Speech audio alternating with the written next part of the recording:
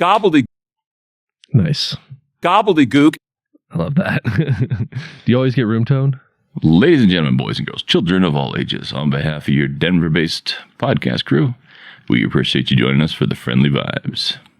It's already open, coming to you live from TSS. It's Top Shelf Studios. And my, oh my, who's this? Who's this now?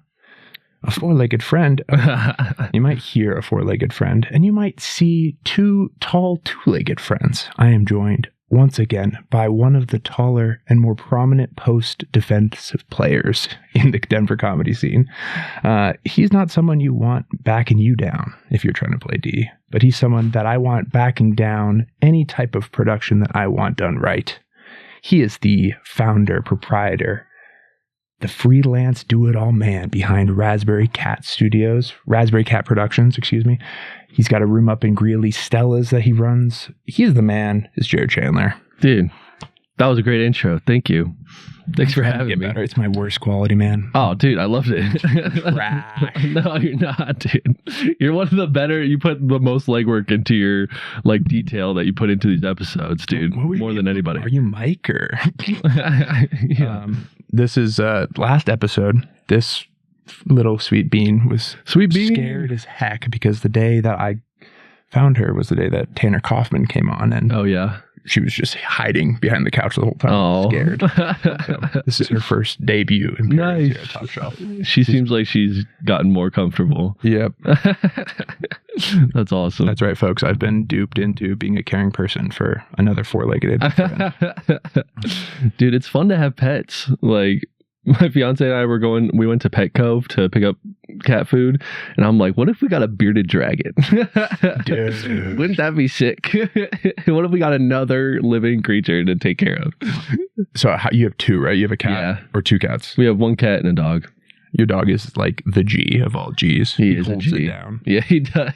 Yeah, he holds it down all right. I think I went in the dictionary recently and I was like, hold it down. And there was a picture of him. I was like, fuck. This guy is like all over the place. Yeah, dude. Yeah, he's cold, bro. He's cold homie. Yeah. And is this based off of your cat? That's a picture of Nebby. Direct rendering of Nebby. Yeah, it was. I took that.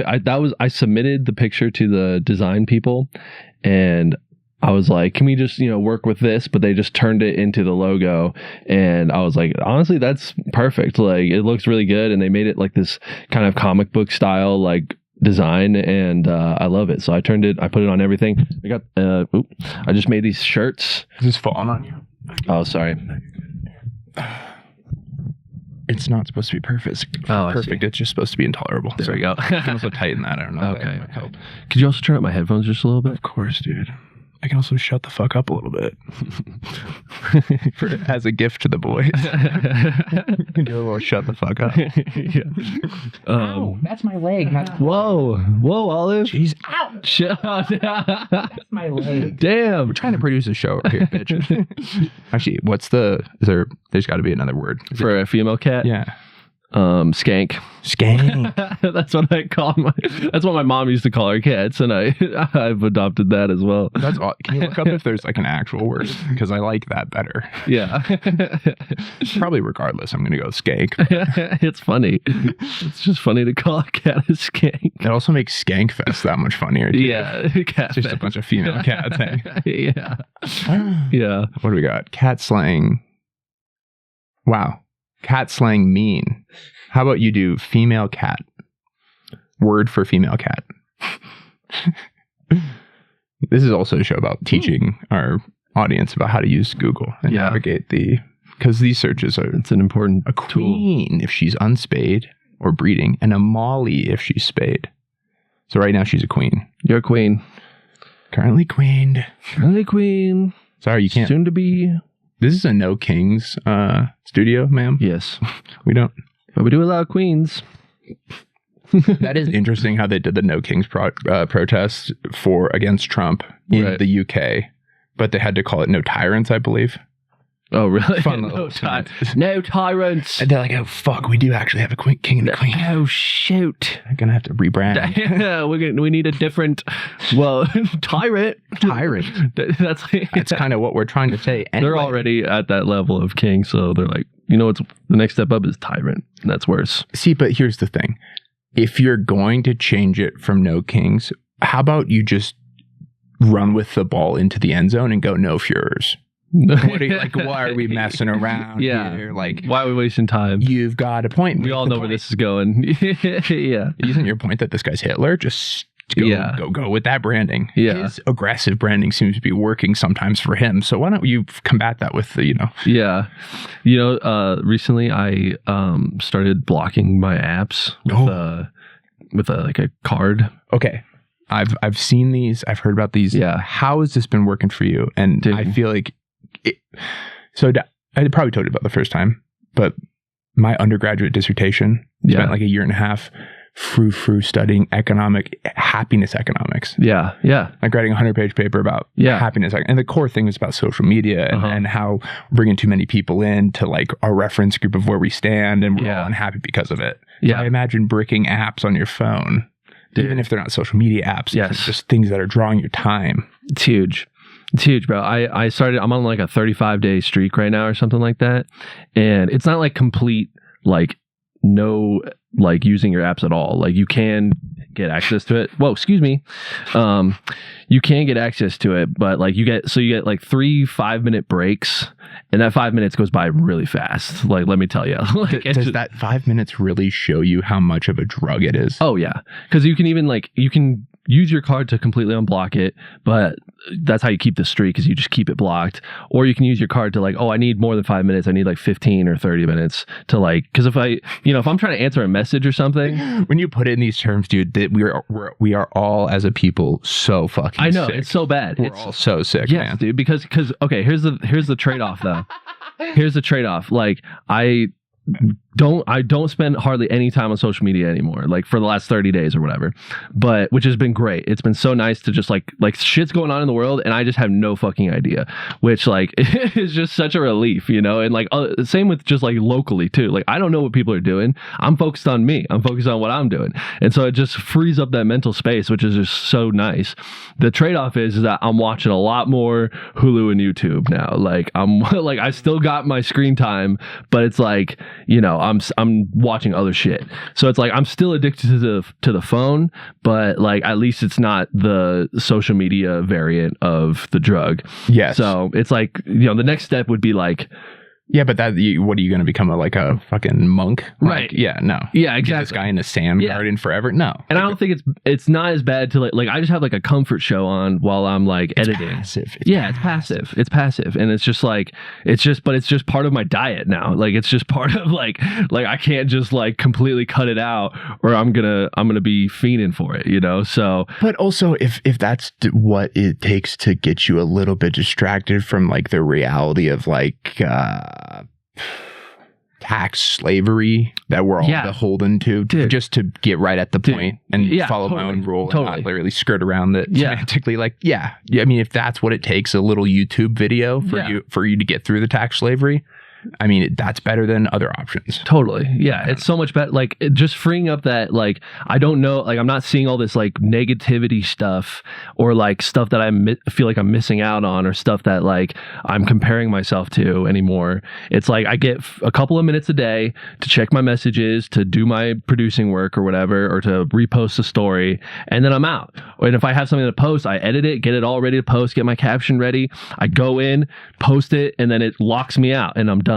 And like maybe you get a couple of minutes to scroll, but then it's over and you're like, fuck, and you put down your phone and then you're like, well, I guess I'll go to do something productive, and like I guess I'll go live my life. So a month ago when you started this, like the first week of using it and those gaps of windows of usage, were you instantly like, holy fuck? Because the way you're talking about it seems like, oh, it's so blatantly displays to yourself that it's a drug-based reaction. Yeah.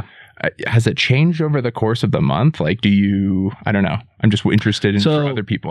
So I've had this card for like a year probably. Okay. So, and like, just getting around to it. Yeah. So like I I've done it before. Like I've tried it before. Okay. But the problem is that once you unblock, then it's really hard to get to tap it again and be like, all right, I want to go back onto the block.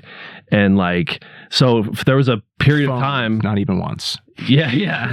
There was a period of time where like, I think my card said like, it's been 35 or it's been like 100 days since you last like blocked your phone or something like that. Because that's how easy it is to just like not think about it and just like, oh, I'm not going to do it today, you know? And then all of a sudden 100 days go by and you're like, fuck. So then like, finally I did it again. And now I'm on my longest streak that I've had.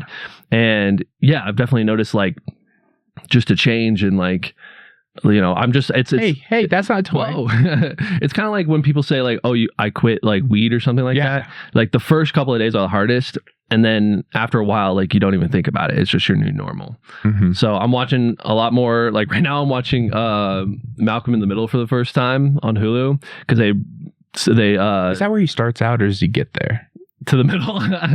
Yeah. He's just always there. He's always in the middle. Is this motherfucker born there? The old nature versus nurture argument when it comes to the middle. Yeah.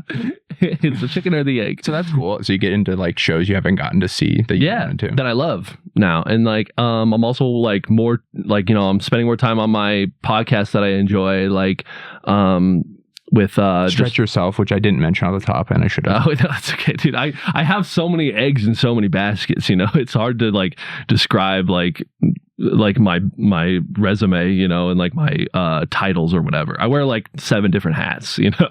So I usually just start with like my day job and then as I get to know people, I'm like, oh yeah, I also do like 7 other things. But yeah, that's I got to learn a new skill today, replacing a hot light bulb. Dude. Yeah. And you know, if you get any of your oils, your human oils on that bulb, so you gotta wear gloves. It's broken. Well, if you bought gloves like a smart person, you'd wear right. No, I was using the casing that it came in and some paper towels. Oh, okay. Yeah. But it's working. Yeah, dude. They're sick. So, dude, your setup, Stretch Yourself. You did a move and a studio upgrade I've seen from afar. Yeah. I haven't gotten to see in person. But I know. You went garage, right? Yes. This time? Yes. So we got welcome to the good side. Yeah, of things. dude. Yeah, it's awesome. It's a game changer. It's been great. We lived in my fiance and I lived in this house with 2 of my buddies. Also, congratulations, you got engaged. I got engaged. Big day for your boy. Yeah. Huge day for your boy. So yeah, things have been cooking along. So we moved into this new place and like there's this parking like gravel area, and when we first got there's a lot of weeds and stuff like that, and so we were like, there's no way we can fit 2 cars on there. And then I was like, I think we can. And so like pretty soon, like then now there's a method where you have to like I've got it down by now, but like you have to do it a specific way to fit your car in there, but it fits in perfect. And then the rest of the garage is just I use for the studio for my sandbox. Yeah, so. It's a sandbox. Truly, it's more of a sandbox than this is for sure, because you're doing you do headshots there as well. And yeah, I do headshots. We shot some scenes for a movie that I'm working on in there. I do the podcast in there. I do all my tinkering and working on, you know, organization stuff in there. Like the moment's passed, but you don't take headshots in there, do you? Is that even what that's called? No, not. No one's offered me a big enough amount of money yet. So. Is that called a headshot? Is there a name for that? I'm aging out of the lingo. We need a Gen Alpha just to sit to tell us what the new word for coming on someone's face is. Gross. What do you mean gross? This is intolerable. Listen, I'm sorry. Do you want me to talk about the lists of kids harmed? That's what's really got my craw, Jared, but I'm trying to stay away from that. Yeah, it's in everyone's craw. Yeah, well, every country but us. Yeah, I know. It's crazy. And my sweet nuggets lost. I had that to distract me with, but then they lost. I know. I know they keep taking things away from us. Yeah, our civil liberties are going to these flock cameras every single day. Yeah, I know. That's the kind of stuff that I'm trying to avoid thinking about. Yeah, because it's just like, what am I supposed to do with that? Like, I'm just supposed to continue living my life and just be like, oh yeah, I'm just gonna go to work now. Yeah, I don't know. Here's the like, I guess I'll just keep wiping my ass and right. So what do you do when they give you a list and this week they have the UFO disclosures now? You see that? No. New fun distraction. Move it's the all mouse. distractions. It's all theater.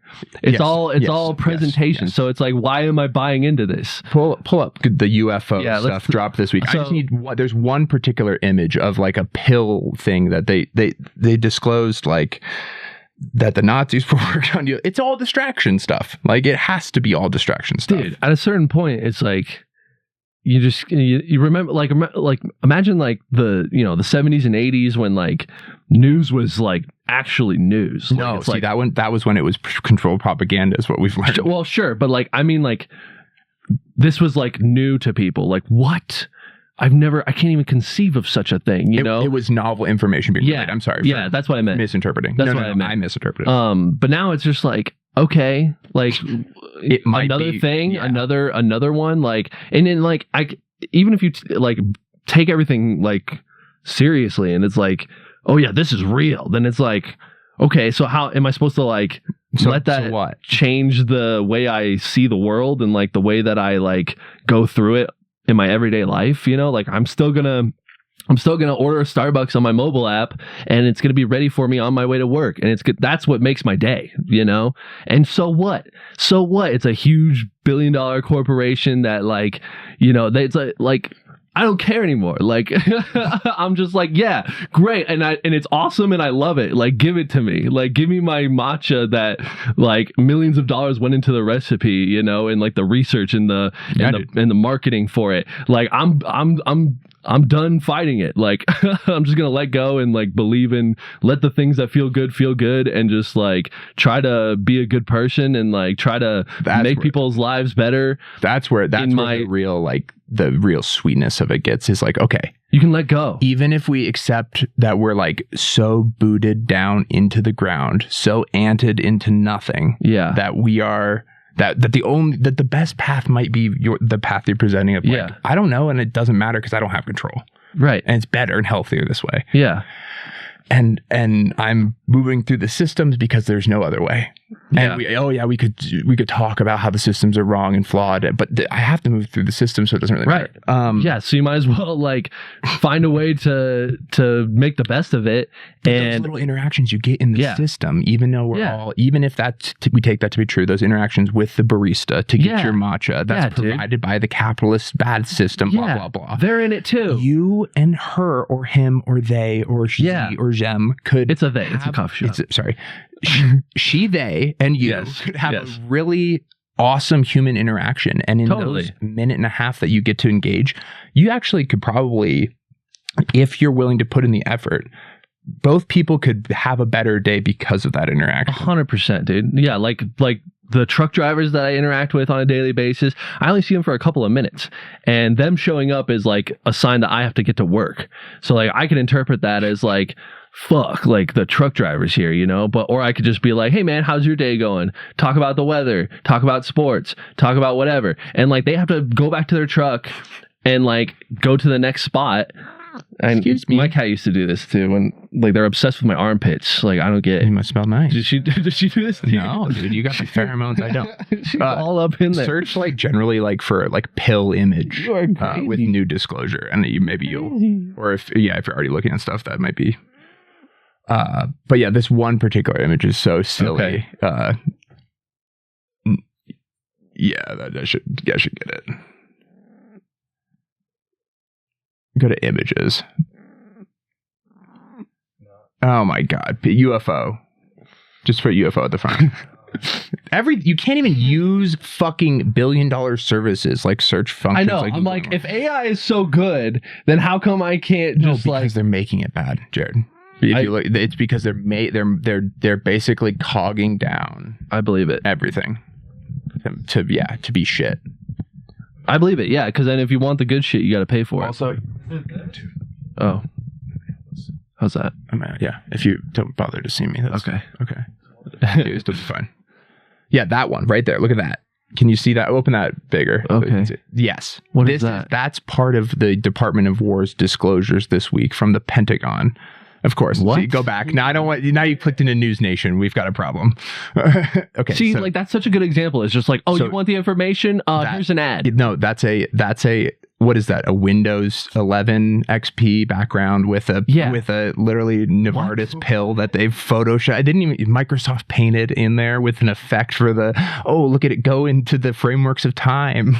Like that's lunacy. Seriously? I'm gonna have to put it in this episode because it's so fantastically crazy that you have to see it for yourself. And so there's thousands of pages of this kind of distraction stuff, and as an as someone who's trying to be objective of UFO files, it's really hard for this type of stuff to be taken seriously, as if it was novel information, while simultaneously we're not doing anything about the fact that people are sitting in positions of power that are known to have harmed innocents. It's such a joke.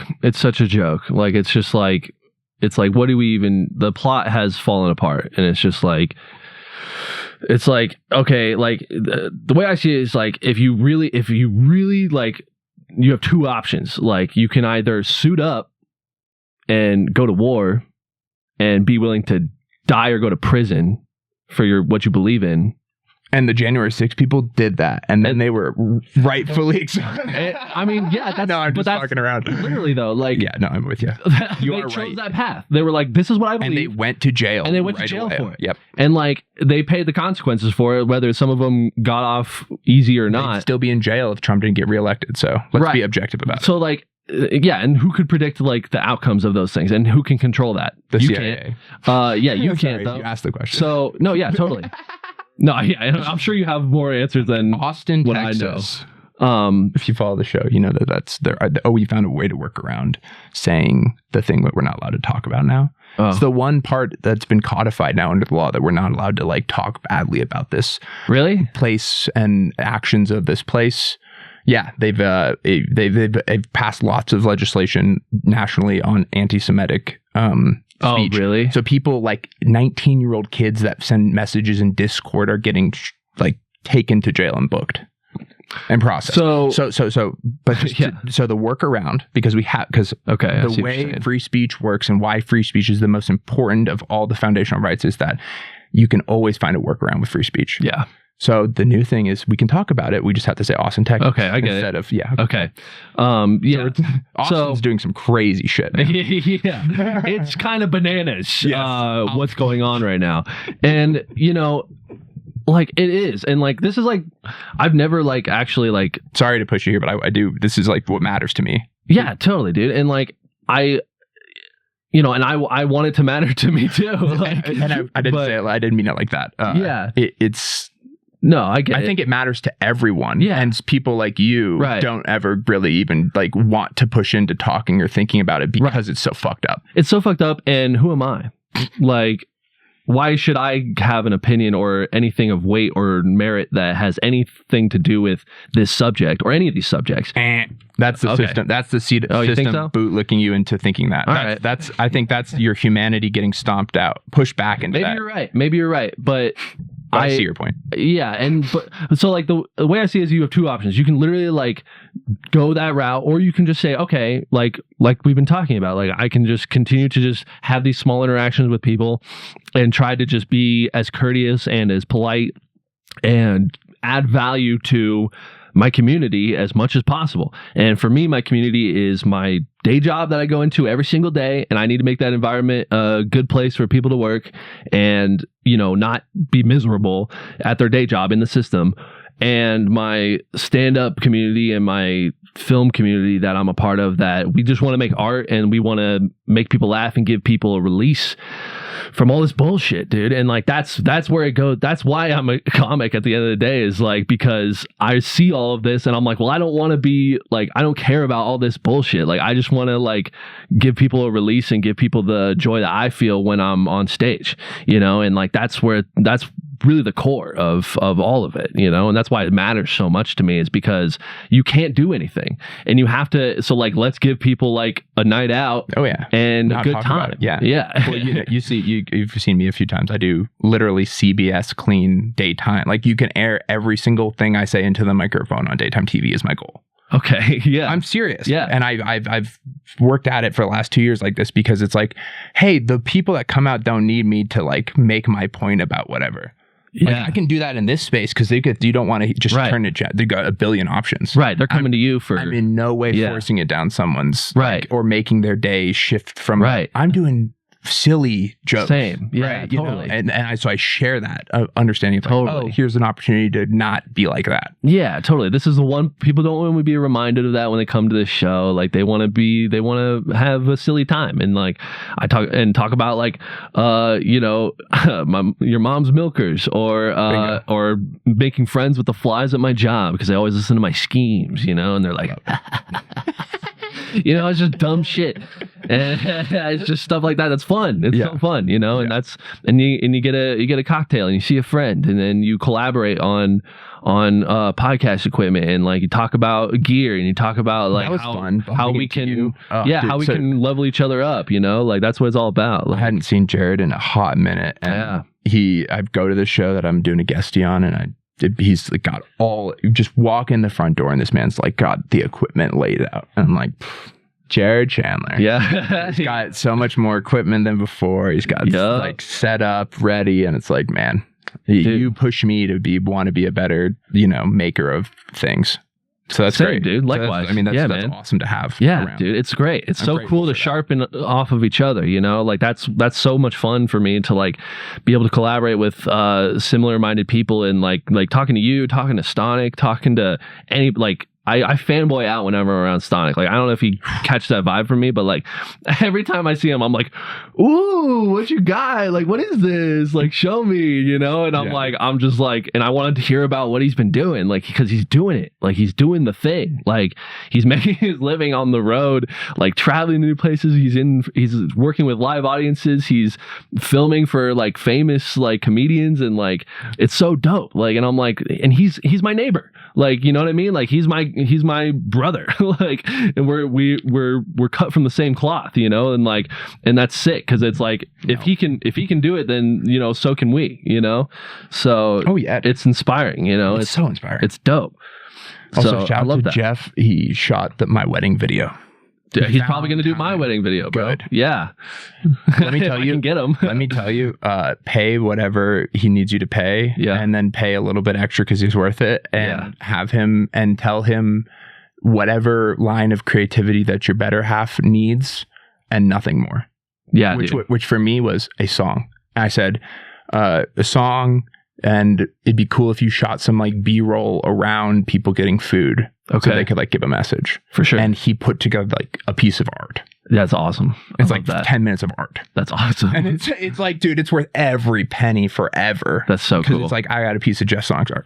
I just like big sacked up as far as I'm concerned and asked Gus Rey, Denver artist. He's twin brothers of Noah Reynolds. Oh, yeah? Noah Reynolds. Yeah. Oh, yeah. He's been on the pod. He did the Patrick Surtain mural in town. He's done lots of murals. But I want to do a redesign of my like logo and suite and brand, and I want to pay him to do it. Yeah, I want his like I want your eyes to do it, and I'll hands off. You can just like put the thing, because it's like when you see someone that's got some skill and vision, why the fuck would you try to like step over them with what you think might be like better? Like, they clearly are putting in the time and effort to like have an idea or a sense of like taste. Yeah. Like why not defer to other people with more experiences taste? Dude, if I had if I have the money, then like I'm always trying to include my friends who are artists in on what I need for my projects, like I shout him out on pods a lot. My buddy Jonas Helvey is an artist, and he paints and he draws and stuff, and like when I was in college I commissioned him for a big painting to go on my wall, because I was like, dude, I love your shit, like I want it on my wall forever. And so like I love bringing friends in on stuff like that. Like, that's sick as fuck, dude. I mean, and that it's so much more meaningful, man. Dude, and you build that relationship and that connection, and like you'll have that forever, like, and it's priceless. Like, that's the thing. It's irreplaceable. It's priceless and irreplaceable because it's got the injection of human connection. Yes. And that's what they in Austin, Texas want to drive us away from, is human connection. Do you really think they want to drive us away from that, or do they want to just inflate their own interests in what they want? Which is power and money. Well, I think what they want is, and then the byproduct of that is that our shit gets fucked up. Their desires necessitate infighting. and a perpetuation of a system where parties see themselves as separate and different when they're not. So Yes. the outcomes necessitate. Okay, here's a great example. This is something I'm sure you haven't read about, and you're good for not knowing about this. Okay. The Southern Poverty Law Center. They were seen as like with the ADL as these nonprofit institutions of national legal defense for civil liberties. Well, the Southern Poverty Law Center got indicted by the FBI a couple weeks ago for wire fraud because they're a 501c3. They take in money. That money's got to go to what they say it's going to go to. Well, over the last 15 years, a big part of what they're spending has been on making things like bad blood boil up in the country. And a direct example is like Charlottesville in 2016. Remember that when the Tiki Torch guys, like 400 F words, were walking around with tiki torches and causing ruckus. Those people were directly funded by this nonprofit Southern Poverty Law Center that's been like a foundational part of civil liberties defense. So to circle back to my point from before, I think the Austinites might perceive that money and incentives and bottom line, that funding needs to go to certain places to cause instability, because instability leads to the perpetuance of the thing that pays the bills. Which is what? Like we're us being rats in a wheel, like us continuing to run on the wheels. Yeah. And be parts of the tax slavery system. Yeah. That. Yeah. And you and I have to disagree about like two core issues and vote differently every second election cycle. So that keeps happening. And you and I can't look at each other and see that our differences are way smaller than everything we have in common. And that you could take me out of this and put any other person in America in this seat, and that would be the exact same case. So why, like, other countries also have to have a system that is... We're the hegemonic power. Other countries are... Like, I mean, in discussions like this, the reason that we're getting so fucking abused by Austin, Texas when it comes to this is because we're the hegemonic power. What does that mean? We have, like... Look up the definition of hegemony, because I can't remember. It's basically like... So, England, they pillaged and raped the world for resources for 100, 200,000 years. Yeah. They were the hegemonic power. They couldn't be touched by other things. Then World War I, World War II. Now the United States, since post-World War II, is seen by some scholars as like a hegemonic power. Hegemony refers to the dominant influence, authority, or control exerted by one group, state, or entity over others. So you would also make the case, like, let me put it in Denver comedy terms. Comedy Works has a club hegemony in the city of Denver. True. Just within Denver. I see what you're saying. There are a people that play Comedy Works that also do the Fort and do Loonies. So I don't think you can extend the hegemony of Comedy Works past Denver. But you could say that a club dominance belongs to the hegemony lies with Comedy Works in Denver. You could also make some alt hegemony arguments for Dude, I Don't Know in Denver. Like, oh, this is like, now that there's no the place with the wings. Wide Right. Now there's no Wide Right hangout spot where all the comics go. That could be seen as blah, blah, blah. You know? So hegemony can have different lenses. I think because we have such political and military dominance globally, as seen through what our intelligence group like the CIA can do to dethrone... I mean, do you know about the Dulles brothers? No. Okay. The Dulles brothers helped... They were on the board for United Fruit, if memory serves correctly. So they're board members for a fruit company that gets its fruit from South America. Oh, they got some political instability down there. And they're the founders of the FBI. They like created the FBI. Okay. They do regime change to help their banana company. This is all starting to sound familiar. Yeah. Yeah, you definitely do. So, I mean, that's back then, man. They died in 1959. Like, I mean, with what we know about the ability for the intelligence apparatus to use public and private tools, like one that I didn't know about until this year was Project Azorian. Howard Hughes, has that name ever? He's more maybe your generation, a few years older than I am, maybe like 1 or 2, right? Okay. Howard Hughes was a billionaire in the 70s. He's like the Elon Musk of the 70s. Is the easiest way to think about it. What did he do? He did this thing called the Hughes Glomar Explorer, which was the ship that the story to the public was this ship is going to go around and scrape the ocean floor looking for manganese nodules for mining and resource purposes. So, there's some, I think, if memory serves, there's something to do with conservatism and, there's always another branding to the public. Long story short, in today's money, $3.4 billion of public funds was spent through the intelligence arm of the CIA. Not a single member of Hughes or his companies ever worked on the ship. This ship went and was constructed and built and went out with the sole purpose of recovering a Soviet sub that they had targeted that went down 1,400 miles north of Hawaii in the Cold War. Yeah. Okay, so Cold War is happening. We're like, we got to recover this sub for intel, but we can't let the world know that we're going to do this, and we have to build new tech. Basically, we're going into space to pull something out of a crater. Right. In theory, like it's the same type of like, like this, we can't fucking do this. Why do people they need know this? We can't do this? So they commissioned we have the to company. come up with a way to do this without people knowing we're doing Yeah. this. This is all like on Wikipedia now. Yeah. Yeah. So yeah, they have this Hughes Glomar Explorer go and like recover this Soviet sub. It breaks in half during the recovery. And the only reason we probably know about it now is because ethics and humanity came into play. One of the sailors or soldiers on the ship that pulled it up was like, oh, there's 9 Russian soldiers in this thing still. We have to properly dispose of these bodies.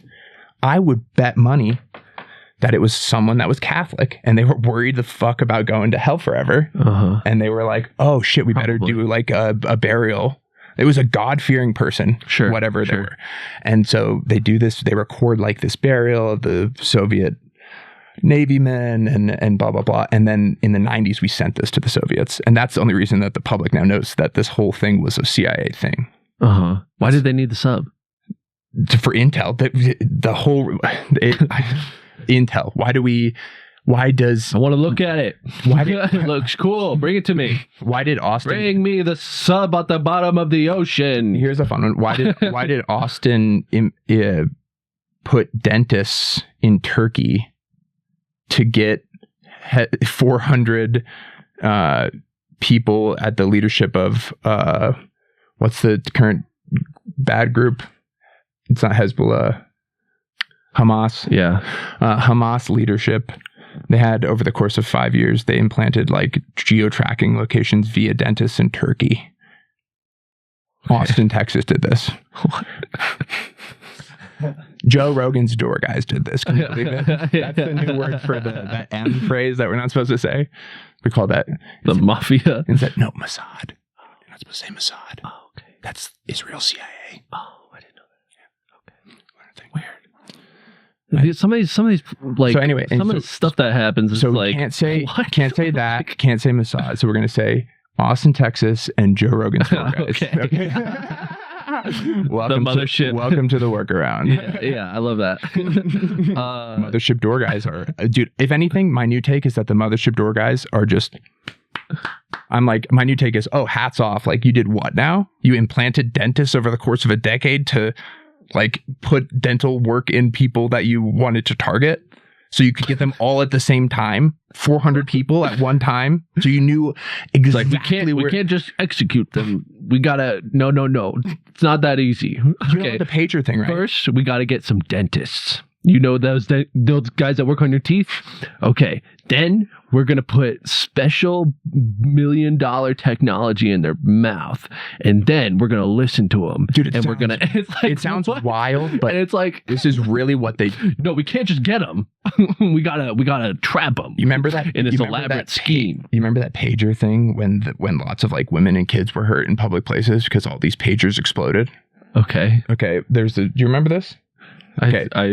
Sounds like a plot of a movie, but the door guys at the mothership, dude, they're really with intel. Actually, yes, you do. Thank you. Okay, yeah. So the door guys at the mothership went up the vertical integration chain of these pagers, figured out where they were sourcing them from, implanted themselves in the company that made the pagers, and put things in it to make them into basically like explosive devices. Yeah. Literally, bro. I'm not like went to Malaysia to do it type of thing. Yeah. That's how good these door guys are. And it's like, and it's like for some guy, like what? Like, imagine if that was you. Imagine if you were so important in some organization. Well, hey, whoa. Well, don't study UFOs or what is all these scientists keep dying. There's like 15 of them that dead now from. If you're studying gravity or teleportation or anything, they're coming for you. That's ridiculous. That's crazy. Literally in the last month. And they're like, we can't just snipe them. We got to make it crazy. No, they're all like shooting themselves in the back of the head 3 times and then driving down a dirt road and then hanging themselves and then cutting off all their toenails. Yeah, it's like wow, it's a big show and dance, man. Yeah, at a certain point, it's like the job's just boring, so I have to spice it up for myself. To be honest, I got to make it more of a challenge, you know? I think a lot of things in life we could boil down to like, how about we back up to like this person might being a person. Like there might be some like human thing we're missing here that's just like too like right. Oh yeah, like this intel officer that's been like looking at evil for 30 years is like going to end up doing some evil because all they consume is evil. It's like Barry or like the character on Brooklyn Nine-Nine that's like the crazy guy. Fuck, what's his name? But yeah, it's just like at a certain point, it's like these guys are characters. These guys, like at a certain point, it's like they're bored too. You know, they also are like, you know, looking at their phones at work. They're like on a rooftop, like, oh fuck, the mark is here. Like fuck, I gotta get to my job. It's crazy. I gotta go get this guy's poop out of a toilet so I can analyze it, so I know what he's eating. Yeah. So I can go to the restaurant that he likes to go to. So I can poison the food so that I can pull him into a dark alley. These door guys so I can interrogate him. These door guys are crazy. I'm telling you. Man, these door guys are on another level. Speaking of on another level, we are going to eat some awesome smoked chicken. So if you want to join us, all right, and you want to support the show, this is how we keep being able to talk about these door guys. The only way that being able to have a show in a garage where we can keep talking about Austin and the door guys and hats off again, dentists and pagers and woo. Yeah, it's impressive. The only way is because of our supporters over at patreon.com/. That's awesome. So $2 a month is our cheapest. It's pay whatever you can. You get all access. We'll send you a keychain. Come on, folks. It's really, can you not throw our great guests some food in their mouths over the course of a year? Yeah. Come on. Join the fun. I'm so cute. He's so cute. Yeah. So join us over there and kick us so is Olive. With our signature station identification. You listened to radio before? Yeah. You're listening to 91.1. Oh shit, was I another plane? We'll be right back. We're back. We're live. It's the After Hours show. We have a chatterbox of a kitten here. And it's time. And then we got a stray cat as well. And it's time for a wing review. I am excited for this one. Sam has not eaten top shelf wings in too long. I'm very excited to serve him again. We'll start with you, sir. Yeah, I want to know. Pretty solid. I'd probably go with like a 8.6. Okay. That's a good rating. 6. Good exterior. Juices good exterior. Nicely. Yeah. Meat came off the bone. Didn't really have to tug for it. Mm-hmm. Tender. Mm-hmm. All right, I'll leave some for him. Come on now. Yeah, those are all pretty good descriptive words. Yeah, I gotta echo that, honestly. But I would give it like a 9.2, dog. Like it was so good. Like, man, the exterior, I like that word. Yeah, the exterior was great. Even without any sauce on it, it was just like such a good rub, you know? The free game I'd love to give out to anyone out there that is smoking chicken wings. Yeah. You want to let them go longer than you think so you get that burnt mark because it's not going to taste burnt in the context of the wing, but you need it's that flavor. Yeah. Yeah, flavor dude. and texture. Yeah, dude. So good. It's one thing I've learned. Yeah, man. Well, thank you. My Yeah, goodness. Pleasure to be able to serve you wings again. After. Dude, lovely, dude. Lovely time. Thank you for And that making it. Patreon is a little hot. We got a nice back and forth. We encouraged each other. He encouraged me to not be such a lame-o and be better to myself. Yeah, dude. Sorry, bro. He's a hard worker. You're talking about one of my friends there, pal. That's my friend you're talking about. Yeah. That's too good.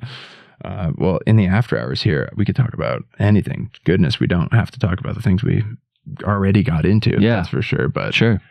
I'm happy to hear that this experiment back to bricking your phone or whatever Yeah. tech is helping you. Like It is. that's so great to hear. I'm hopeful that if we got more people to do that and realize that there would be a larger cultural movement away from like the toxic stuff, like reels, like the things that I feel like I need to participate in that maybe aren't, Yeah, dude. Like when you get sucked in and I feel like we've all had that moment where you're like scrolling and you're like, fuck, what am I doing? Like I'm supposed to be doing something, and like it's so hard to like put it down and like, focus on something that it matters to you or something that you got to do that's important, and I think that's like it's still useful, right? Like it's still useful for like, how else are people going to know about comedy shows? Like I don't have an email list, and people don't really check those. So like, I don't like, how many people do you know that like actually get an email from a place and are like, oh yeah, like, I gotta go to that, like I get an email from Ren Q once every maybe 2 weeks, a month. And it's an awesome newsletter. That's cool. About their shows coming up and like all of the like things happening legislatively, like important things I should know about but probably don't. That's like, great. And the way he formats it is just so easily digestible. Shout out Ren Q. So shout out there. One of the Sorry, you gave me hardest workers in the game. Gave me a D-Wade level oop there to Dude. throw that little Dude, plug, that guy Love a Ren that guy plug. talk about people who inspire me to do more and to get better, dude. Like that guy fucking Sam, I know you're not on the scene, but Ren posts in the Denver, like there's a Facebook group, and he posts like deadlines for submissions to festivals. He'll like post like a Google sheet. He's like, so organized link of like, oh yeah, by the way, guys, here's all the things that you need to apply for. Here's every single festival. Here's how much it costs. Here's when submissions open. Here's when submissions close. I mean, and I commented on the first one he posted. I'm like, you're the gate opener. Like, I think you're not the gatekeeper. You're the gate opener, my friend. Like that's so useful and so valuable. And he just gives it out for free to the Denver comedy scene. Like so cool. That's the kind of person I strive to be. Is just somebody who provides that much value to their scene and their community. I can't wait for his doc to come out that him and Stonic made. Like for his peer to peer tour. Like I'm stoked for that. It's gonna be so cool. I can't wait. It was so cool. I gotta have him back now. I guess now he's finished. What did he come back on after he finished already? Or he came back, I know, partway through, but I don't know. Yeah. I think he's due to come back. We got to get him back. Yeah, dude. But yeah, it's so exciting to see people like carry through a project like being the first person to put on trans comedy shows in all 50 states. Yeah. Like, that's so fucking cool. It's awesome. And we know that guy. It's so neat. He's been on my show, my silly. I know, right? Show. Yeah. And yeah, kind of like go, because like it is important for us. We were talking about that a little bit, where it's like, we gotta post, we gotta make content. So like I still use it for that. Like I still like, but I'm trying to strategize more. I'm trying to like plan, like, okay, what are some stuff that I can make? What is some stuff that I know about outside of just making a reel of stand up, like, and the pod. So I'm trying to brainstorm, like, okay, I could, for YouTube, I could like, because when I Google stuff, like I YouTube stuff, I'm like, how do I, set up a room for a comedy show or for a special? Not a lot to offer, honestly. Like there's not a ton of stuff on YouTube of like people doing how-tos in the comedy, specifically in the comedy sphere. Like you can find tutorials and you can find videos for like, church setups or music setups or like whatever. But like when it comes to like getting good audio and video for a comedy show, like not a ton of people have put it out there. And there's lots of people running bar shows. And Right. so if you know how to do that, Yeah, producing shows, being a good host, like all that stuff, like it's so valuable. And like that's kind of the thing that I'm like looking at and being like, oh, I could probably make something like that, and like I put it on my YouTube and it'll help me grow my subscribers. And well, even like doing the technical side seems like such a great idea for you to jump into, because your tech videos about the comedy space validate your work as someone that I'm hiring to shoot my shows. Good point. Yeah, right. Absolutely. So for you to have a video of like, hey, here's how to get quality audio video out of a bar show, no matter what the setting is. Yes. Here's my basic like fundamentals. Yes. That I've learned over like good, bad, and lots of failures. Yeah, absolutely. Yeah. So that's kind of what I'm gearing towards. I'm also thinking about recording a special at Stella's at the end of the year. So I'm feeling. Love that. Yeah, I'm excited. I haven't decided yet. I'm thinking about. Wait, have I told you about my silly little idea? I had this. The 5 minutes. I didn't tell you the full context because we were in public. Oh, right. Yeah. The idea started biggest little special of all time because I did some math, and according to general statistics, there should be approximately 50 to 70 little people, midgets. There should be 50, 70 midgets in the Denver proper area. Okay. Statistically. And I want to do a 5 minute, like it's shot like it's a full Netflix, like, you know, like in terms of like there's an intro of like proper, but with 5 minutes of content about nothing but my extreme size and my mom's huge rack. Nothing but that material that I want to burn. Yeah. And it's a 5 minutes, and the crowd is only midgets. That's where the origin of the idea came from. Have you seen I don't think that's been done before, yeah, but so let's do that. You want to help me with that? Yeah. I'll give it a shot. And then I thought, oh, Brad Williams is from Denver, so there's probably more than a statistically significant amount of little people here, because little people draw little people. And he's a famous little person. No, come on. Like that, you don't think groups group together? Come on. No, that's FBI that's crime fair. I've just never thought of that before. No, you're right. You challenge me. That's a funny. Stupid thing to think. That's funny. Mark Norman is doing like a similar concept of like, what if the entire audience was one demographic? So it's like all Gen Z, all bald guys, like all Democrats, all Republicans. Like, so I haven't gotten super deep into it yet, but it's in my like save to watch later on YouTube, some of that series he's been doing. So that could be some inspiration for you. Interesting. Yeah. Well, I feel like it would be very unique to me because of, and the room would have to be right. It'd have to the be like contrast of like, it would have to be like you with like, I can't stand up all the way straight, and the crowd's only midgets. Yeah, that's hilarious, man. And it's only a 5 minute special. That's fucking awesome. Yeah, and only have tall people on the lineup. No. It's just a 5 minute, one-off 5 minute special. Like we make it like it's a piece of art, but it's short form because people's attention spans are so shit. But you gotta have warm up comics. No. You get the midgets in the room and you shoot them for 5 minutes and then go home. And then you go home. Oh my gosh. Everybody goes home. They're paid to be there for those 5 minutes. Oh my gosh. I mean, come on. What do you? Yeah. I mean, you'd have to pay them for this. Yeah. I mean, it'd be an expensive special to produce, but yeah, you could do it. If you could, but I think you need 50 as a minimum. I don't think it's impressive with 30. I think you need 50. I think you need to see like a crowd. It's not impressive with 30. No, it's not. I think thought about 5 the shot. of them is. I thought about the shot in my head, and you need at least 50. Oh my god! Like 15, I'm like. I scoff at 50. Yeah. I'm like, that's not the biggest little special of all time. That's nothing. Yeah. The biggest little special of all time. Yeah, that's what I call it. That's so great. Thank you. I love that. Yeah, dude. But yeah, I don't have to hit mic reps. I have to do this idea. Right. Yeah, you gotta start sending emails. I gotta get that done. I gotta find midgets, man. Yeah. Put out a search party on your Instagram.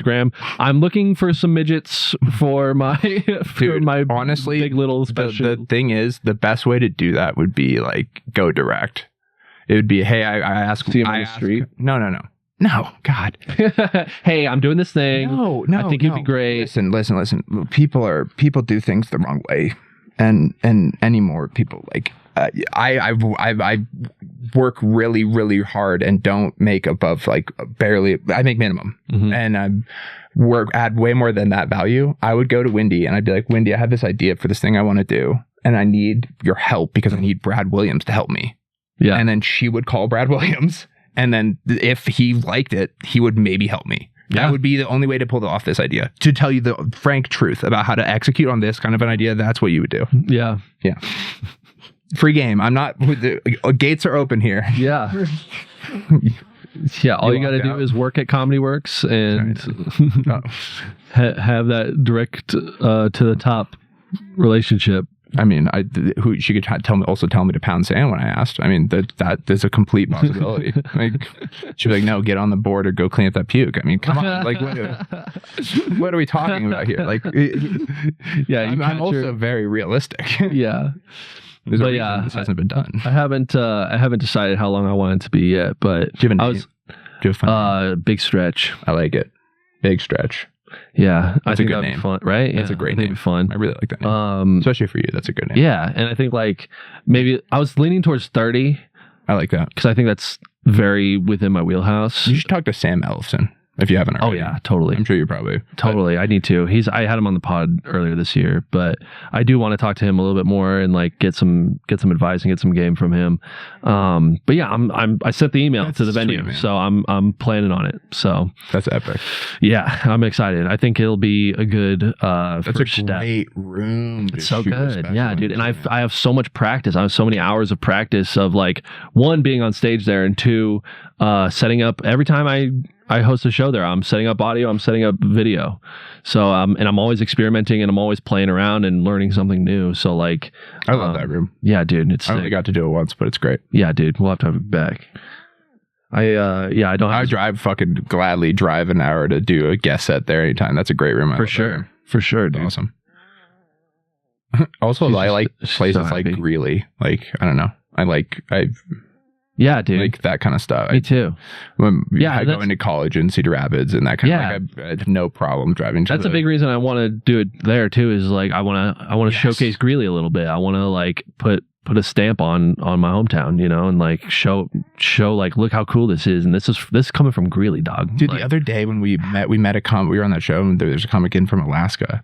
Yeah. And I almost wanted to like interject over you and be like, this guy's the like, found this guy like built the Greeley, like he really like, you know, started to like really, if not built, leveled up the Greeley scene. Yeah, dude. Like to my understanding, am I wrong in saying that you built the Greeley scene? Okay. I mean, like I had a lot of help, but like I'm just a consistent presence there, you know, and like was there someone before you that like kind of like? I mean, there's a history. Okay. There's like every time I talk to people about I started in Greeley, like a lot of like the old dogs will be like, oh, like did you ever go to did the Down Under? And that was like a club that like was there like pre like it was in like the 2000s, and like it was like, and everyone's like, yeah, it used to be like by that Safeway, and then you like go down into it and stuff, and like there was like a cool room that like a lot of the road dogs used to do, and like a lot of people like talked to Ron Ferguson about it, talked to like that's sweet. A lot of people, yeah. So so that was there before anything, and then like talked to Tobias about it, you know, and like Tobias was running shows in Greeley before I even started, you know, like he's been doing it for a long time. He was doing it at like Syntax for a while. Patrick Richardson was doing shows at the Moxie. That was one of the first shows I ever did, was at the Moxie. The Outriders open mic was there for a while. That's where I started. So you inherited and helped blossom a thing that was already growing. Yes. Okay. Got it. I just don't want. I want to like understand correctly. Yeah. And it was kind of a right place, right time kind of thing. And like I had put the groundwork in, and then I moved to Denver, and it was in Stella's just opened up, and it changed hands a few times before. And really, the only reason I have is because no one else wanted to do it. Like truly, at the end of the day, is like. I have that room because I was the only one who was willing to be like, yeah, I'll drive to Greeley every Thursday and I'll lay the groundwork for this. And I did that every week for 2 years. And then the third year we opened the theater in Casper, and now the owner is responsible for filling those weekends.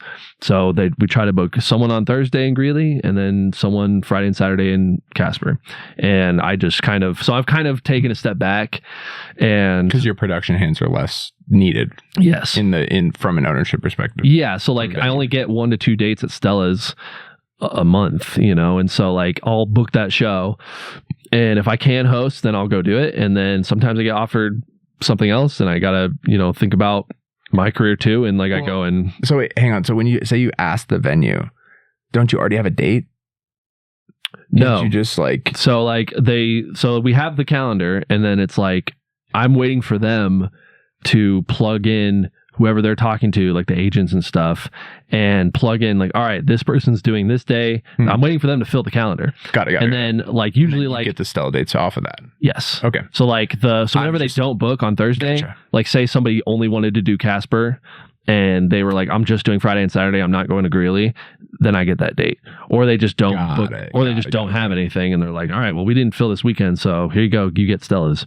So usually like a month before, I'll like email or call them and be like, hey, what do you got for me? Like, do you got any holds I need to know about? Do you have like looking ahead, what dates can I book? So you're desperately trying to get more than a month of lead time on Yes. that. I might have to do a special.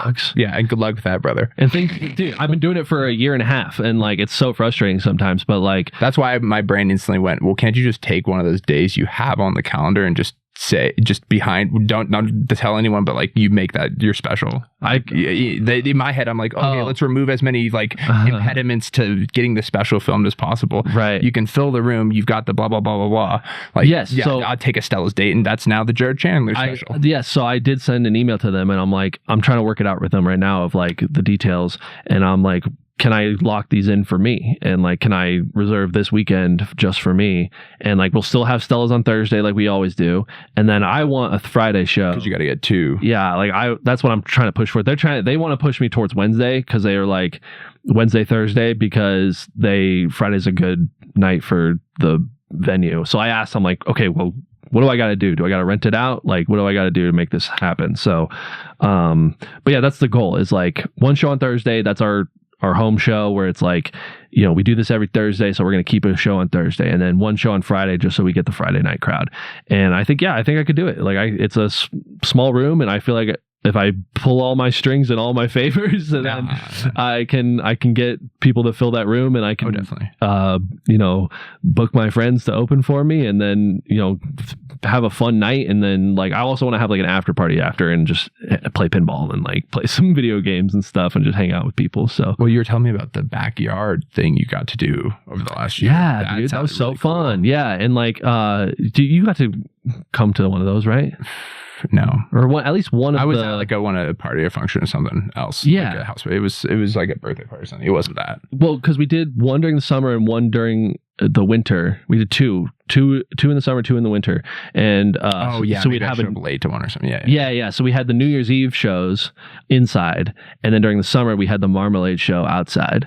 And the last one we did, the Marmalade show, that was we were about to move out, so our house was empty, and so we set it all up, and we booked this huge lineup, and then I filmed it and put it on YouTube as the Marmalade show. And we had sketches. We had it's on Raspberry Cat's YouTube page.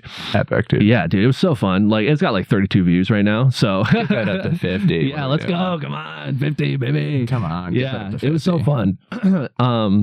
Yeah, dude, and that's all practice. That's all repetition and like, hey, excuse me, I'm not a toy. My leg is not a toy. Little stink. Little skank. You queen. Ow! Just because you're not getting attention. We're trying to do a podcast here. We're trying to make art. Yeah. She's part of the art now. But yeah, dude, so I'm thinking about it, and I'm headlining as much as I can this year. I just got back from Nebraska with Jeremy Cash, and I headlined this venue in Sutherland, and it was dope. I did 48 minutes last night, and I've gotten a couple of 45 plus under my belt now, which feels really good. So I'm trying to get some more of those leading up to that, and I'm going to workshop and bounce, and like I would love to talk with you more about my act and like see where there's like areas where I can hone it in a little bit and like tighten it up and stuff. And like I was gonna say, I'm 7 years away from doing a 45-minute set, but yeah, dude, I'll help you however I possibly can. For sure, dude. Yeah, so like I'm just excited. I think it's gonna be, no matter what, like I think it'll be just fun to film something and put it out there. And I made a list of like reasons why I should do it, and then a list of what could go wrong and like a rebuttal to that. So like list of reasons why I should do it. It's just like, actually I have it. Is that good podcast material? What do you want to debate me at? Yeah, which side do you want me to take? Okay. Which stance do you want me to be? Well, do you want to argue for the special or against? Well, how about this? How about I just present some of my insecurities and then you can help me assuage those? So like, I like it. what if I post it on YouTube and it gets like 100 views or something like that, and it's just like a flop? Who's defining it being a flop? The views? Yeah, I guess. Are you doing it for the views? No, but Then that doesn't seem to matter. yeah. Okay, next. Keep going. I mean, if you're doing it for the views, then yeah, that would. I mean, I think the views are important, and it's like it's nice to have. Oof, Don't you think? That might be a problem. Yeah, no, I definitely think that that's how people think, and I think that that's how society works. But Yeah. no, I don't think that's how art's defined, unfortunately. Yeah, I guess so. But I guess like you're right. Like at the end of the day, like I'm doing it. I'm an F slur, as they say. So as my wife would say, like I'm that. You know, I'm like ooh about it. So you know. Well, yeah. I mean, at the end of the day, it's a piece of art that I want to make, and yeah, so that's all that matters. You know. Yeah. I mean, there's just what anxiety is about it. You know. So well, okay. So is the because I want it to be successful on YouTube too. You know, like as much as I want it. So if you're like okay, how about this? You do this. You've got this. Be quiet. You do the special, and it doesn't get the views because you don't have a huge following, and there's really no reason for it to get the views. Yeah. Okay. Well, now you can chop up that thing into 60 pieces of content that true. you could put a little bit of extra artistic touch on. Yeah. That might get more eyeballs on you and might get more people looking at you and then coming to your shows or following you and seeing where you're coming to next. That's true. Yeah, and that's why I kind of want, like, if I kept it at 30, then at least I have some other material that like I can still work with, and like but yeah, it would be nice to like that's one of the pros is like, okay, I can, once it's recorded, then I can chop it up and I feel no guilt about like putting it on Instagram because like that material is done now. Like I'm not really working that anymore, so I feel comfortable chopping it up. Yeah, completely. Because that's I think you're very, I would assume that you're kind of traditional based on our conversation towards that lens of stand-up of like, yeah, once it's in a recorded video form, you probably shouldn't be repping that material in your regular. Yeah, more or less. I'm trying to get away from that a little bit and just like, if I have a good joke that hit well on a certain night and I got it on film, then like if I like it, then put it up. Yeah. Like fuck I don't it. Like I it's not don't like see any problem with that. Yeah. Perspective. Yeah, totally. Or persuasion of like, yeah, just getting stuff out either. Yeah, totally. Because like it's again the whole game. Excuse me, we're trying to record here and you're being loud. The whole like ecosystem of it has flipped and changed. So. Yeah, and like I'm trying to get over, because I feel like that's an old dog mindset of like, once it's out there, like you can't like do it, and it's like it's not really true. Like, and I think that the thing that the real thing to remember is that like people are so oversaturated with stuff now that like the chances of a percentage of people in that crowd that you're doing that joke to that know the joke, like you better be a big fuck. You better be having some you're like making money if that's a problem for you, man. Like you're like, no, like that's the thing. Yeah, like, like you're Shane Gillis if that's a problem. Exactly. So we exactly, and I'm not up there, like so like who knows, right? Right. Who knows? But you got to put out the thing, right? Right. Yeah, so that's kind of where I'm leading. You also got to get canceled, so yeah, like when you get to that level, yeah.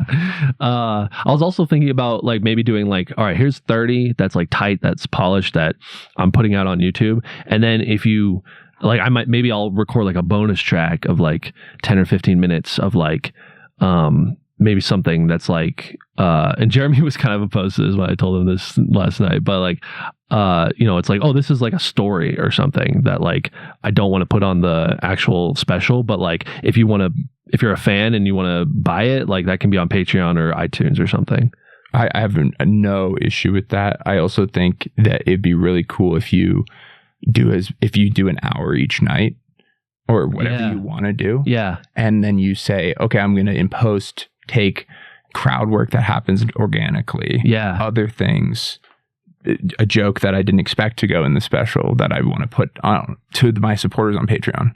Yeah, And totally. just say, oh, you're supporting me here. Here's some bonus. Here's some awesome like stuff I did. Like, thanks for supporting me. Yeah, and only you have this because you're only the people that subscribe to this like and make the barrier of entry something that seems like reasonable for whatever you think. And you know, for me at this, it's like I've got other multiple tiers or whatever. So like some people like there was a buddy he's a firefighter in the middle of this country. This is like the most American man that you could possibly envision in your head. Yeah, and he's younger than me, and he joined at a way too high of a tier. But it's like, you know, if you don't give people those options, they don't. Yeah, dude. Like why not give, like, they can give you $3 or $5 or $10 or $20 or whatever they want to like give you. That's cool. Like help push you forward. That's cool, dude. I need to start Patreon. That's sick. So, I mean, it's also just if you're like a numbers person, don't do it because you're going to spend a lot of time. Yeah, you're right. I think you can get caught up in the numbers. You can get really easily dismissed by the fact that you've got 3 supporters for however long. Right. Yeah, for sure. Yeah. Look,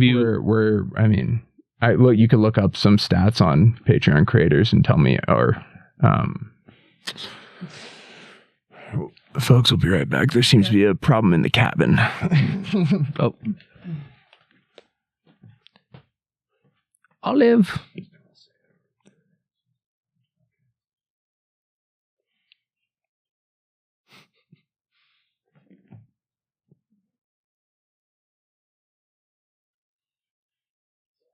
You're loud. It isn't gonna work. Yes. Loud now. You're loud now. Should have known. This morning, my wife goes, "Does Sam want the cat?" I don't think so, but yeah, for real. She was like a French bulldog or something. Oh, you'd go for a French bulldog? I would. I'd rather rescue than buy. Yeah. I do love Frenchies. Frenchies are cool. Sorry, what were we talking about before I had to go? Just like Patreon stuff. Oh, look up like the distribution of Patreon. No, don't go to my Patreon. Look up like the earnings. I mean, I guess you can. I'll make Jared join. If it's a $2 tier, he can. Yeah, I'll join. I mean, I gave him the money back. So also, here's the thing about Patreon that I've learned. You just leave me hanging. I also did that poorly. Oh, sorry. I thought you were miming handing me cash. Yeah, hand it back. Okay. Sorry. No, I have in the description of my personal Instagram like gonzo capitalist, and I do think I'm like a gonzo capitalist in that I'm trying to learn capitalism from the inside so well that I can show you its deceptions it transparently, open the gates so that if you wanted to, you could like use the same thing that the powerful use. Yeah. Like you could learn how to structure entities and blah, blah, blah, blah, blah. Yeah. And how to write off an asset on my taxes. And like how like you can give, like I can support your dream. Yeah. And you could support my dream. Yeah. And like that can be better for both of us. Mm-hmm. True. And it's like a rising tide. You can like ships. Also like do an ecosystem of like if more comics realize that the power of the economic ecosystem, they could get behind them. I feel like there's, you know, and then these ulti things like Dungeons and Daddies are proof of that. Yeah, like totally. This person's making audio content. They have 37,000 like members a month. Wow. So go to the top. How many does Manshane have? These are old. These are old numbers, by the way. Manshane. They've stopped publishing theirs, I think, but they're crazy. But yeah, it's crazy. If Books Could Kill, that's a podcast about books, and it's got 50,000. I haven't even heard of these. Yes, dude. 50,000 people pay them every month. They're making like, I mean, This goes back to Chapo. Chapo has been consistently making almost $200,000 a month since 2016. Wow. That's amazing. Like Chapo Trap House is an institution in the podcast world, in the space. They're the reason that Come Town did their format the way they did. They're the reason that Manshane stole the format. Like it's all derivative. Yeah. But anybody can get it. It's just, it's very. Dad Meat's a great show. Shout out Tim Butterly and Matt Rain. Dad Meat. Where's that? Right there.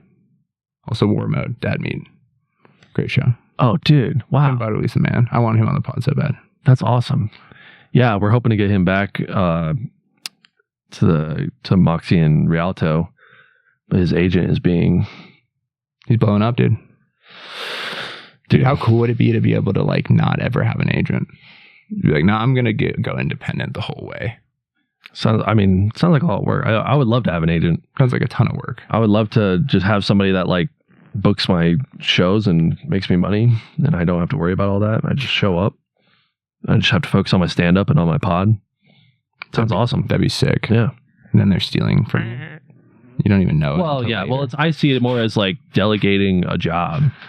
You know, like if I could, it's like the 4-hour work week. You know, you delegate your shit that you don't want to do, and you pay somebody else to do it, and then you can just focus on your art.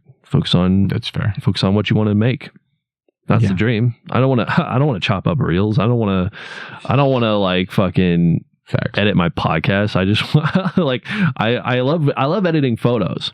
I really love. I took my sister's graduation photos last weekend, and like it's fun. It's fun to do photography, and then I can watch my show while I like look at all these beautiful photos that I took somehow. I'm like, wow, I can't even believe it. I was like, these are amazing. like I can't believe the quality of these grad photos. Like there was overcast and like the lighting was perfect. I mean, it was awesome. And it's my little sister, you know, and she's graduating college. It's like so sick, you know. Yeah, it's magic, man. Yeah. That's awesome. So that's what I like doing, you know. That's my ideal day. Let's both describe our ideal days. I like that idea. My ideal day. So slave minded. I don't even think I could envision an ideal day. Really? Like, I really don't even. I created a company to publish this book I was recovering from back surgery. I was lying in bed and Makana was next to me and he was talking to me about Dungeons and Dragons and playing it. And I told him, I'm like, I don't even think I can like comprehend what you're describing to me as fun. Like my previous self would have been able to do it, but capitalism has killed my imagination. And so then I started the company Capitalism Kills Imagination LLC, and that's what published that blank Trump book that I made. Yeah. So it's like, but it's like, no, I really cannot envision my perfect day because I'm so rat minded. Like I really can't. I don't even know what I like anymore, dude. Fuck. Damn, bro. Well, then this is a good exercise then.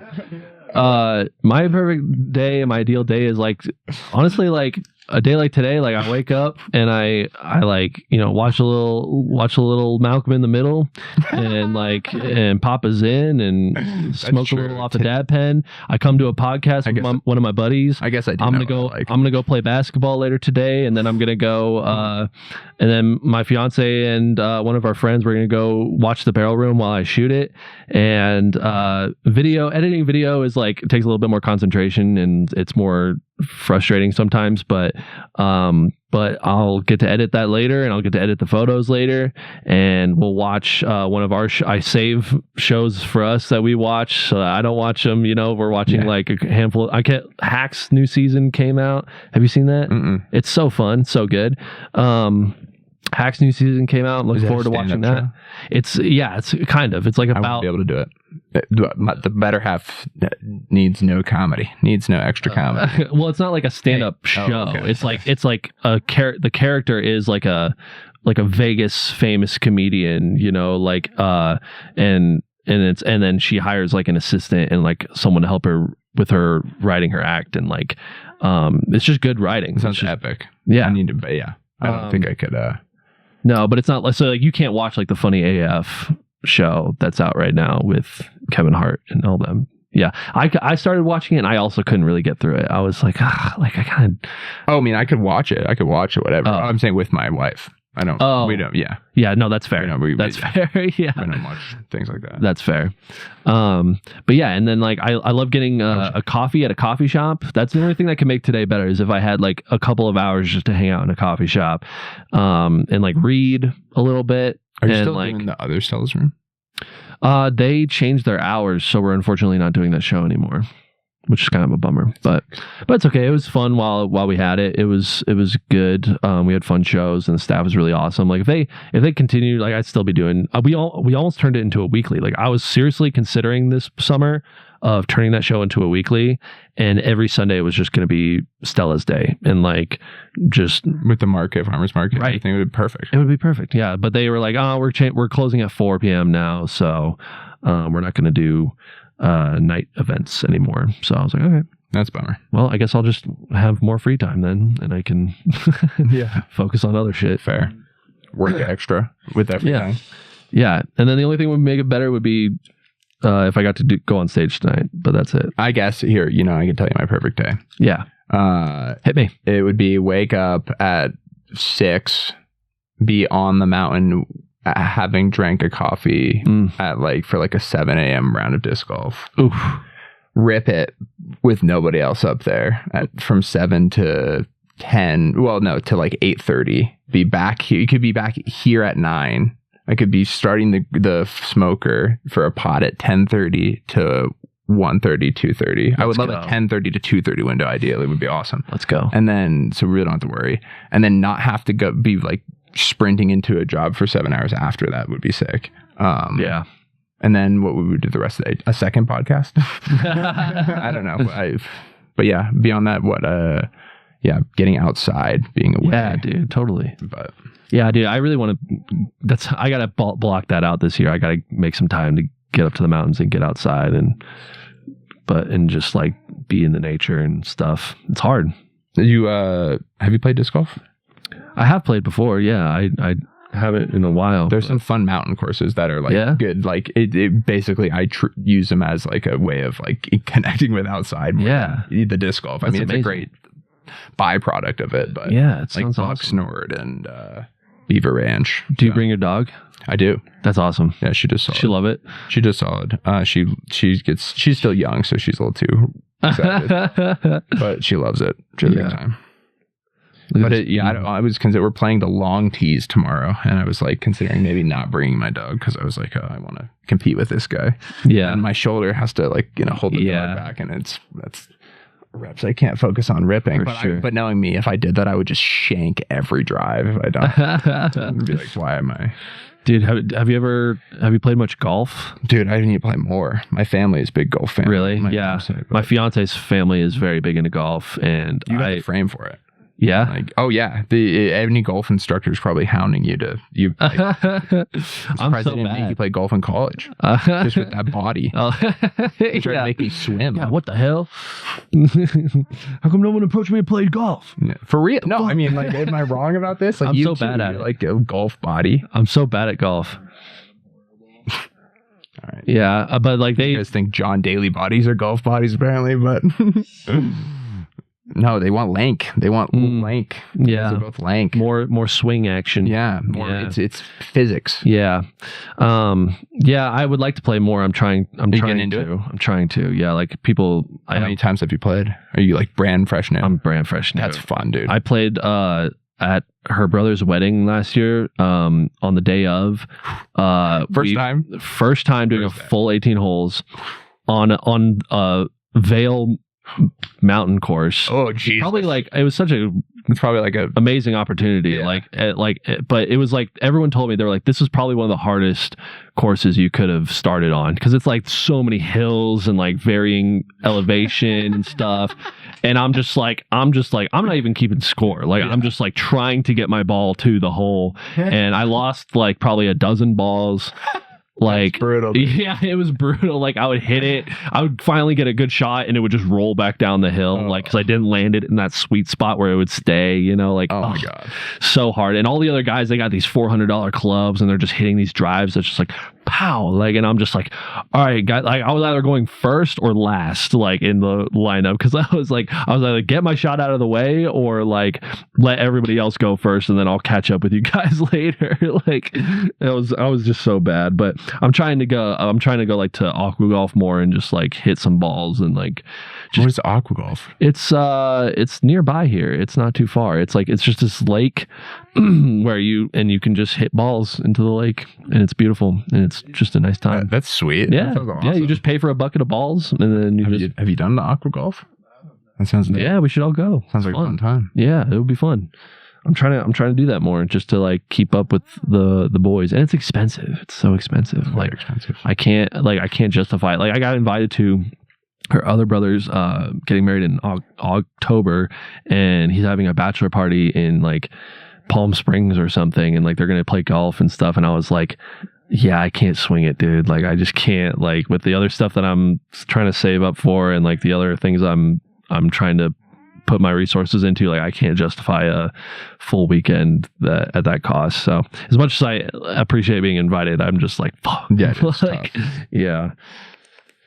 It's tough out here being a rat in a cage. It is, dude. It is. Like, and that's kind of been like I've missed out on a lot of stuff, like even in college and stuff, like all the boys would go to Vegas and stuff. And I'm like, I can't, like, I don't have the money to like, I'm a server at Texas Roadhouse, you know, like I can't, I work like maybe 30 hours, you know, and like I can't like, and I got to pay my dues, and I got to pay like, my rent and shit, and I was just like, I can't go to Vegas and lose $1,000. Like I just can't. They don't accept those awesome buttery rolls as payment either. And I know, I like. Do you think that those are like more valuable than it's like our currency? money now? Yeah, yeah. Like, especially the way people would take them, dude. They would be seriously. gone. Like the servers would come. You come up as a server, and you just wait At for least the that's rolls. like tied. It's like tied to something. Our money's not tied to anything. That's tied to like a feeling. Like that's more real than our money is. Fucking Yeah. buttered rolls. Yeah, dude. Man. Telling you that as an economist. All right. Well, this has been lovely. It's getting a little warm in here, so I don't want to keep you too long. Where can the people follow you, find you, support you? I want to send as many people your direction. Dude, thank you if so they much. like what I do, you'll like what Jared does even better. Thank you so much. Yeah, dude. You can follow me at @_ Jared Chandler on Instagram, and at Raspberry Cat Productions on Instagram and YouTube. Also Jared Chandler on YouTube. And yeah, dude. Yeah. Keep supporting Intolerable. Keep supporting podcasts and local people making local art, baby. That's what it's all about. Were you hided last time? I was. Yes. Do you want to be rehided, or are you? I would like to re-up my subscription on my hideness. Okay. What you like what you're at, or you want to do new? Let's do a new one. Reassignment. Okay. Reassignment surgery. All right. Olive. Thank you for being the first. Squire. Also, I wanted to thank you personally for being the first guest to brave. Dude, doing this with. This is so nice. This is like therapy to me, dude. This is lovely, and I am just having the best time with this little squirt. Squirt. It should have been the name. My God. Olive is great. Oh, it was nice. But well, Jared Chandler, I heart height the 7 foot. You're gonna need a procedure on your heart, buddy. Thank you, buddy. I mean, that's member of the 7-footed club. He is a tall, huge heart among the scene, and I am so grateful that he is in my life and in our life. Likewise, of dude. Intolerable, whatever this diaspora that we're creating actively is. Likewise. And thanks for putting up with whatever the fuck this is. I love her so much. Go follow him, like him, support. Oh no, we lost the camera. That's okay. Will you turn it on really quick for me, just so I can get the very end? They finally caught us. He finally caught up. They caught up. The door guys finally caught up. They had to rewatch the tape. And they're like, yep, shut it down. Pesky door guys. Don't forget to like and subscribe. Follow Jared. See him do comedy. If he is doing that special, go to that recording and laugh in the crowd. Because I'd probably be there with my weird laugh if I can possibly make it happen. Yeah. And as always, go to Patreon. Help support us. Epic eating for this one. So just hop over there. I'm bad at the self-promotion thing, but patreon.com/intolerable. And as always, fuck off and be well. Fuck off and be well. He doesn't want to fuck around with the United States. Thank you, everybody.